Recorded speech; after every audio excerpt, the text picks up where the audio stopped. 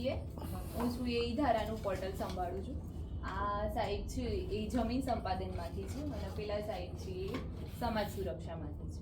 અને આ બા કે જો વિધવા અરજદાર છે.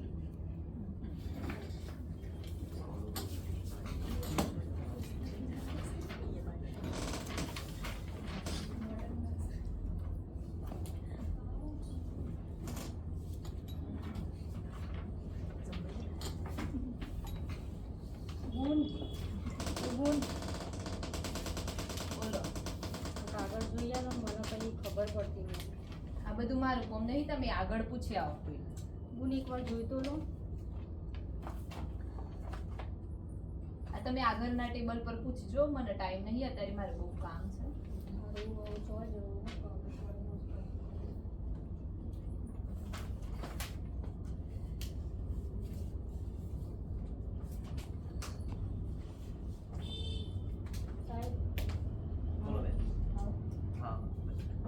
સાહેબ એક મદદની જરૂર હતી. બીજી બધે કચેરીમાં ગઈ પણ કોઈ નહોતું જવા પડતું. શું જરૂર છે?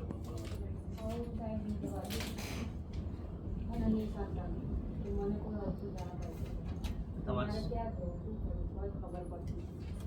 તમારે શું મદદની જરૂર છે કહો? બસ સાહેબ આ કઈ જગ્યાએ જવું નથી, કોના જોડે મદદ માંગી કઈ જોઈ લો.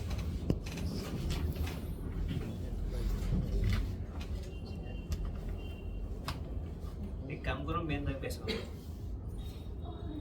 ત્યાં નહીં બરોબર.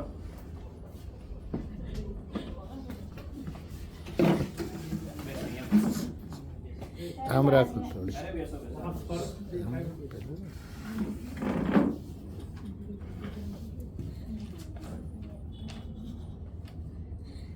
બેન તમારે સમાજ સુરક્ષામાં જવું પડશે, બરોબર? એમાં બાજુમાં સાહેબ છે રાજભાઈ, તો તમે ત્યાં જતા હો, તમારું જે કામ થઈ જશે. તમને બતાવી દઉં છું.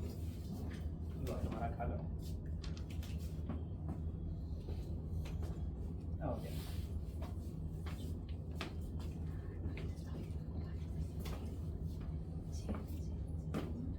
રાજ સર, આપણે થોડું કામ છે, અમને લીધા છે, બરોબર? તમારું કામ સમાજ આ જોજો જે કાગળિયા છે બધા તમને બતાવું છું. મને કોઈ ખબર પડતી નહીં. હું તમારે કઈ અરજી માટે, કઈ સહાય માટે? સાહેબ એક તો હું વિધવા છું. મારી આગળ પાછળ કોઈ છોકરો એવું કરતું નથી. એ સંતાન બેન અત્યારમાં સરકારની એક યોજના ચાલે છે, એમાં દર મહિને દરેક વિધવાને 1250 રૂપિયાની આર્થિક સહાય મળે છે. તેના માટે પુરાવા જોઈએ છે. તમે બતાવો તમારી જોડે કયા કયા કાગળ? સાહેબ એ જેટલું હતું બધું તમને બતાવી દીધું.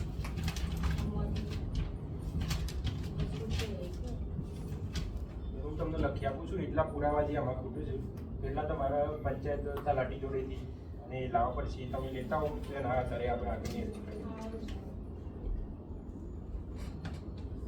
તમારા આધાર કાર્ડ તો માહિતી, બેંક પાસબુક પણ, તમારો મરણનો દાખલો બાકી છે, વિધવાનું પ્રમાણપત્ર અને એના સિવાય પુનર્લગ્નનો દાખલો, એ બંને તમને તલાટી સાહેબ આપી દેશે. મળી જાય હા, મળશે. તમે તલાટી જોડે જો, એમને કહો કે આટલા મારા પુરાવા ખૂટે છે એટલા મને આપો. હકીકતમાં તમારો પ્રોસેસ ત્યાં થઈ જાય છે, પણ તમે અહીંયા આવ્યો તો હું તમને કરી આપી જોડે નહીં. તમે આ પુરાવા લેતા હો તો સાહેબ એક બે વખત ગઈ પંચાયતમાં પણ કોઈ હાજર જ નહીં મળતું. મારે કરવાનું, મારી જોડે કોઈ એવું સહજને મદદ કરવાનું. ના એક વાર જઈ હજુ ના થાય તો હું તલાટી સાહેબ ફોન કરીને પણ જોડે લઈને કરી આપીશ. તમે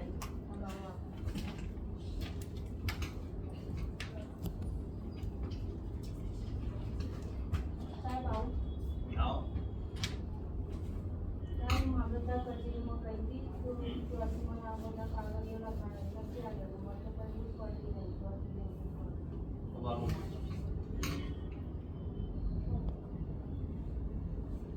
બેન પેઢીનામું એક તો છે, પેઢીનામું અને 50 રૂપિયા તમારે સ્ટેમ્પ કરાવવાનું. આ તમે હિંમતનગર જતા રહો, બરોબર? ત્યાં થઈ જશે.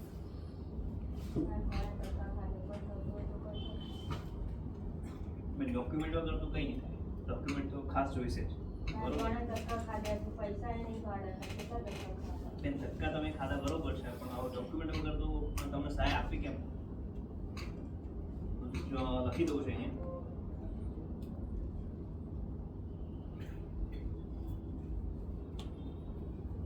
આટલા ડોક્યુમેન્ટ તમે લેતા આવો થઈ જશે. હા લેતા આવો. ધક્કા ખાઈ ખાઈ મળે. સાહેબ આવું આવો એટલે સાહેબ ત્યાં કીધું કે તલાટી કહે છે કે મામલતદાર નથી થઈ જાય મારે તો ધક્કા જ એમને શું લખી ખાતા આપ્યું છે? એ મેં લખી આપ્યા એટલા ડોક્યુમેન્ટ લાવવાના પેઢીના નહીં સાહેબ ધક્કા ખવડાવે મારે જો ભાડા ફોન નહીં કરો પૈસા એમને. નહીં તમે કંઈ કરો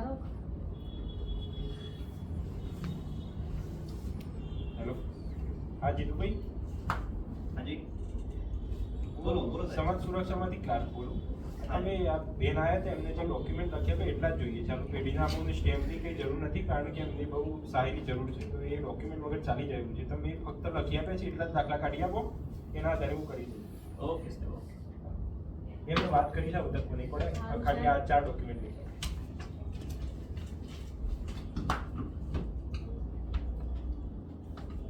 ભગવાન ફોન કરી તો આવ્યું તો નહીં તો કોઈ સહાય દીધી નથી. આવી ગયા બેન સાહેબ જોડે વાત થઈ ગઈ બરોબર કરાવી દઉં છું. એક અઠવાડિયામાં તમારું બેંક કામ થઈ જશે બરોબર. આભાર બેન.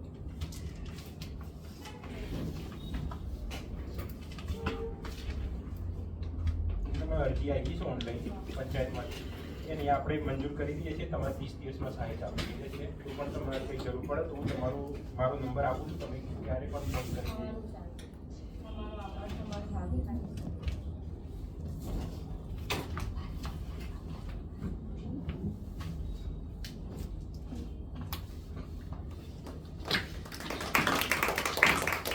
આપણે જોયું તો અરજદારે બહુ બધી જગ્યાએ ફરવું પડતું હોય છે અને ગામમાં જઈએ તો તલાટી સરખો જવાબ ના મળે, અમુક વાર તો મળે પણ નહીં, તો 10 ધક્કાએ કામ પૂરું થાય છે. તો જે રીતે આ સાહેબે હેલ્પ કરી કે એમનું ડેસ્ક ના હોવા છતાં પણ એમને બીજા કર્મચારી જોડે લઈ જઈને કામ પૂરું કરાય, તો એ રીતે આપણે પણ એ રીતનું કામ કરી શકીએ છીએ. ફાઇન.